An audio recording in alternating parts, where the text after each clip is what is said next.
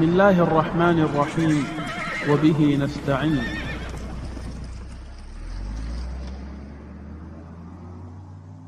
بسم الله والحمد لله والصلاة والسلام على رسول الله وعلى آله وصحبه ومن والاه. أما بعد, our khatira today is about whether maslahah can be used as a justification to commit kufr. When justifying the kufr of voting in Western countries, they often invoke maslahah, which is a principle in usul translated as public interest or benefit. The same justification is used when entering parliaments of kufr or voting for those who legislate kufr or supporting the laws of jahiliyyah. They use it to justify the tahakum to a taghut or to undermine Islamic principles of wala and bara. It even extends to voting on kufr constitutions like what they did during the time in Egypt, during the time of Morsi, or willingly taking an oath to uphold a kafir constitution or a constitution of kufr. In each case, they attempt to justify this kufr in shirk with maslahah. And I'll keep it simple and clear and provide the general rule on the examples that I gave as well as anything similar. When it comes to any statement or action that constitutes kufr, one cannot commit major shirk or major kufr under the pretext of maslahah or its sister related excuse of darura. The verse is clear.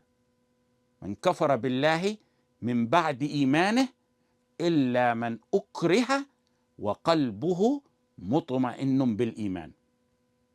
Allah subhanahu wa ta'ala said, من كفر بالله من بعد إيمانه. Whoever disbelieved in Allah after his belief, they get a punishment. It's mentioned at the end of the verse. فَعَلَيْهِمْ غَضَبٌ مِّنَ اللَّهِ وَلَهُمْ عَذَابٌ عَظِيمٌ. They get the wrath of Allah subhanahu wa ta'ala and a great torment. There's an exception within that verse. إِلَّا. إِلَّا حرف استثناء. إِلَّا means except. It indicates that something is excluded from the general rule or statement that was previously mentioned in that verse. In this context, the exception refers to those who are excluded from kufr and its punishment. إِلَّا مَنْ أُكْرِهِ. If they enter Islam, مَنْ كَفَرَ بِاللَّهِ مِنْ بَعْدِ إِيمَانِهِ. If they disbelieve after believing, there's an exception. إِلَّا مَنْ أُكْرِهِ. Except those who are forced, ikrah, coercion or duress. The exception in the verse is so precise and detailed that it clarifies that while sayings and actions may be exempted under genuine ikrah, the heart, however, is never exempted. وَقَلْبُهُ مُطْمَئِنٌ بِالْإِيمَانِ. The heart must remain firm and content with faith. There's no exception with the heart. Ibn Taymiyyah in the Fatawa and Ibn al-Qayyim in I'lam al-Muwaqqi'in both expressed very similar statements. They stated that there's an ijma', there's a consensus among the ulama that it's not permissible to utter a word of kufr except in the case of someone who's under ikrah, provided that the heart remains firm in faith, meaning there's no other exception to committing or saying any statement or act of kufr. Some people ignore the so many clear statements of Ibn Taymiyyah where he explicitly rejects allowing kufr except in the cases of ikrah. They misinterpret or take other words out of context, suggesting that he allows kufr in other situations other than ikrah. They need to get a grip. Before pulling random statements from Ibn Taymiyyah's work, they must study his entire body of work. For example, the statements of Ibn Taymiyyah that they use to argue that he allows kufr under the rule of the lesser of two evils. That needs to be understood by someone who truly comprehends his work, someone familiar with his style. in the context of what he's talking about. One must go through his entire body of work, extracting everything he said on that specific matter, as well as anything related to it, in order to truly understand his position on that issue. You can't pull random statements and interpret them to your liking.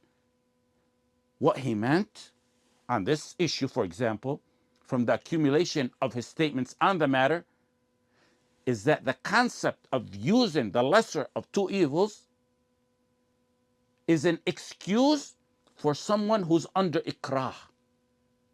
When there's a shar'i ikrah that applies to someone, and there's two possible outcomes, then yes, that at that point, he can choose the lesser of the two because it's ikrah. Ibn Taymiyyah, in the context of discussing ikrah regarding the utterance of kufr versus ikrah in matters of marriage, he explained that if the disbelievers separate a man from his wife, they prevent him from reuniting with her unless he utters a word of kufr. He said it's not permissible to utter a word of kufr in such a scenario. One could argue that there's a great maslahah, there's a great benefit in reuniting with his wife. He can bring up the lesser of two evils.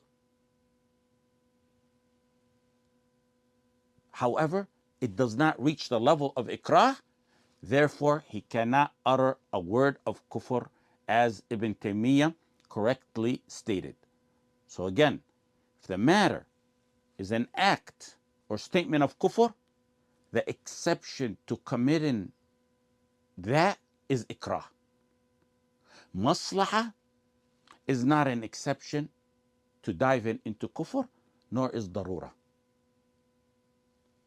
Now, the principle of maslahah that they use to allow kufr, the principle of promoting benefits, maslahah or masalih, and preventing or repelling harm, which is mafsada or mafasid, it's a fiqh or an usul fiqh principle, no doubt. But it must be applied properly within its appropriate context and boundaries. That principle is a lengthy topic on its own. But one thing is certain, and that is that maslahah, or what people perceive as maslahah, cannot serve as an excuse to commit kufr and shirk. A simple example of properly applying that principle is when a Muslim may forego an action that's recommended, a mustahab action, if carrying it out would lead to a greater harm, which is called a mafsada. This is among the matters where ijtihad comes into play. Let me provide an example of the proper application of this principle from our studies for those who follow us. And this aligns with the discussions that are found in the works of Al-Baghawi, Sharh al-Sunnah, and other scholars on when maslahah applies. In our tafsir class, we discussed the dispute over whether basmalah should be recited aloud or quietly for an imam. In some of the masajid, reciting the basmalah aloud has become a source of fitna, while in others, reciting it quietly is considered a source of fitna. This has been an issue for centuries. Some of the previous ulama specifically stated that when one fears a fitna, the principle of maslahah dictates that in such matters one should follow the practice of the congregation to avoid a conflict or a fitna. I mentioned this during our tafsir class. The benefit, the maslahah of maintaining unity and preserving the hearts of the people and avoiding fitna in such matters of ijtihad outweighs the benefit of performing the recommended mustahab action in this case. Notice that saying basmalah aloud or silent is classified as a mustahab, sunnah. It's a recommended act. It's not a principle of this deen or an aspect of Tawheed. Some apply this principle to matters of Tawheed, and the core principles of this deen in order to commit kufr and shirk. And it's here that they deviate in their use of it. There are even those who go so far as to justify many acts of kufr and shirk simply by loosely and recklessly invoking the term maslahah as their proof, leading masses astray.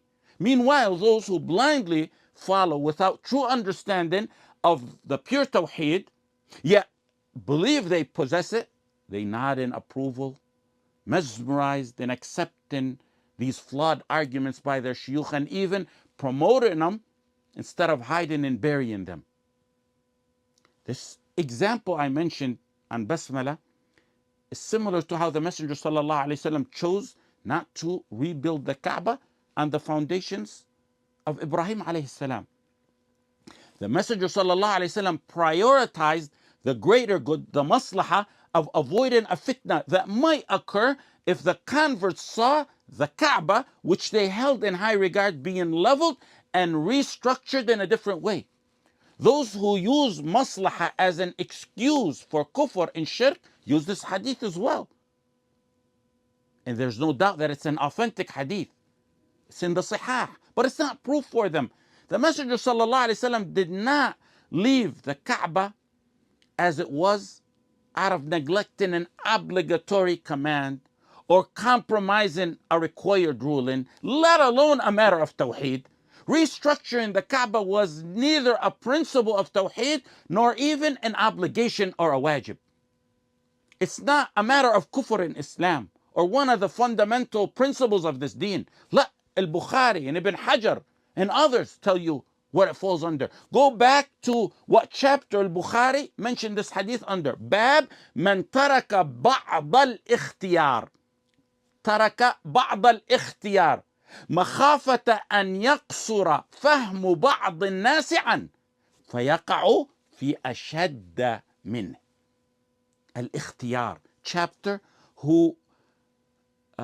whosoever leaves optional things for fear that some people may not be able to understand them or that they may fall into something worse. The point is the discussion pertaining to restructuring the Kaaba falls under non-obligatory matters, under mustahab matters, not under Tawheed and principles of the deen. Ibn Hajar in Fath al-Bari said the choice of restructuring the Kaaba is a matter that's a mustahab, not an obligatory one. And he added that the ruler may avoid actions that might provoke the public's rejection. He may avoid actions that may cause harm to their religion or worldly affairs as long as it does not involve abandoning clear obligations. I'll repeat, as long as it does not involve abandoning clear obligations. Imagine when it involves abandoning something at the core of this deen, at the core of Tawheed. This hadith on the structure of the Kaaba should never be used as a precedent for altering a clear wajib, let alone allowing kufr and shirk. The numerous texts regarding the principles of Tawheed are definitive, decisive, they're clear, they're not open for ijtihad. They cannot be compromised in the name of maslahah or the principle of attaining benefits, achieving benefits and avoiding harms, or imaginary hypothetical concerns, or imaginary fears that the shaitan instills in the hearts of those who make these excuses. Haqidah is tawqifiyya. It's based on text, and it's not subject to personal ijtihad. If this door was opened in such matters, it would lead to the complete obliteration of the fundamental principles of this deen. When the gates of maslahah were opened in matters of usul al-din and Tawheed, as we see today, it led to the decline in the status of Muslims that we're witnessing today. We bring the Quran and the Sunnah and the practices of the Salaf as proof, and they counter it with maslahah. When in matters of the principles of the deen, when they claim maslahah regarding, for example, disregarding the implementation of the Sharia, or ignoring certain aspects of it, or applying it gradually, or that there's maslahah in destroying and compromising on core beliefs like the principles of wala and bara, when others find maslahah in interfaith, and some who find maslahah in joining in salah with the Yahud and the Nasara, what remains of our deen after this? As some said, if following what they deem as maslahah means altering the ahkam based on changes in people and times and places, it would lead to the complete alteration of this entire Sharia, and it would lead to the introduction of a new Sharia that has not been established by Allah subhanahu wa ta'ala and His Messenger sallallahu alayhi wasallam. Their use of maslahah to justify committing kufr reminds me of the story of a woman who embraced kufr to dissolve her marriage from her husband. A tactic that even the shaitan himself may have not considered, as Ibn al-Mubarak stated. In Ighathat al-Lahfan, Ibn Qayyim al-Jawziyah mentioned that they once asked Imam Ahmad about a woman who sought talaq from her husband. He refused. Some people known for their trickery advised her to do something that would lead her to leave Islam, to become an apostate, wal-'iyadu billah. And once she does that, the marriage would be dissolved. And she did it. A woman seeking khula' might claim that there's maslahah in leaving the marriage, especially an abusive marriage, or if her husband refuses to grant her talaq, or she can't find someone to give her a khula'. If she becomes a murtadda, she'll say the maslahah is in becoming a murtadda so my marriage can be dissolved, wal-'iyadu billah.